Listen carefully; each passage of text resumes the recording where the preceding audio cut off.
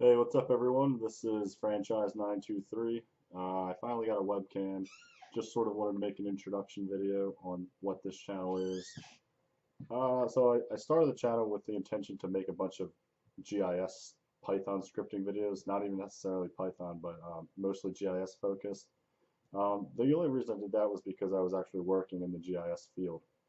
I've since moved from GIS technician to geospatial analyst, and now I'm working as a software developer. So I made the leap from GIS world to software world. So I think the focus of this channel now is sort of going to be how I made that jump, how I made that leap, what I did, and stuff that I learned and stuff that I think is important. So it's going to be a lot of Python GIS. And besides that, I also have other hobbies. I'm going to sprinkle a few of those hobbies in here. So a big home brewer. I brew coffee, or not coffee, beer. I actually haven't brewed in probably a couple months at least. I'm in a new apartment now, and I just don't have the space to do it. I can't have a propane tank here.